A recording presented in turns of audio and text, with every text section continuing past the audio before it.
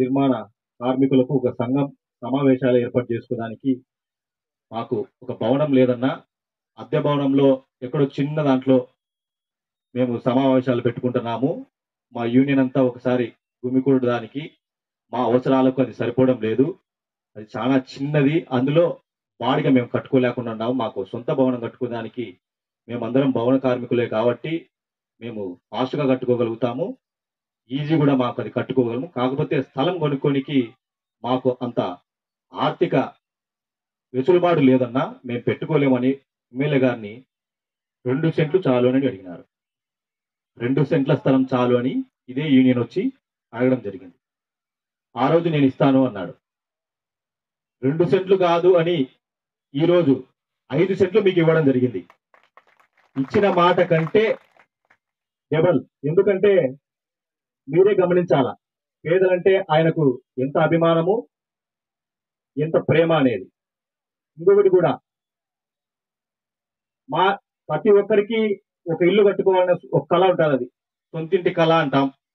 అది ప్రతి ఒక్కరికి ఉంటుంది.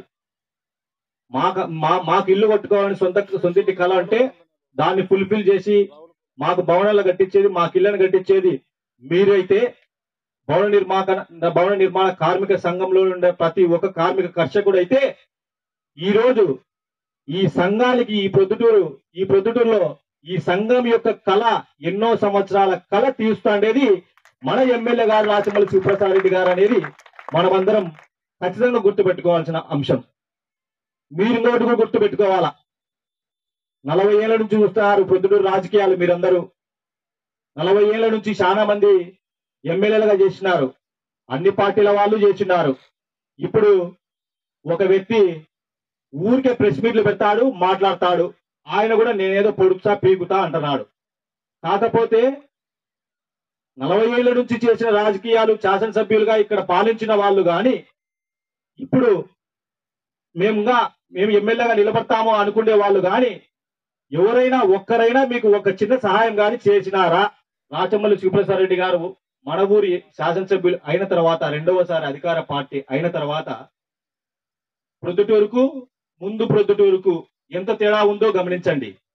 మనమందరం మన బిడ్డలకు, మన ఇంట్లో కుటుంబ సభ్యులకు, మన బంధువులకు ఎంతో ఈ ప్రొద్దుటూరు డెవలప్మెంట్ గురించి కానీ, రాచమల్లి శివప్రసాద్ రెడ్డి గారు మీ మీద కానీ, పేద ప్రజల మీద కానీ చూపించే అభిమానాల గురించి కానీ, అలాగే ఆయన చేసే సేవా కార్యక్రమాల గురించి కానీ ఒకసారి మనం 1-2 సార్లు మన వాళ్ళందరూ చర్చించుకోవాలా.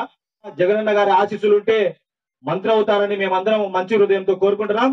మంత్రి హోదాలో వచ్చి ఇదే మీ కార్మిక భవన నిర్మాణం అయినటువంటి దాన్ని మీ ఆఫీసులు ఓపెన్ చేస్తాడని చెప్పి సవినయంగా తెలియజేసుకుంటూ సెలవు తీసుకుంటాం.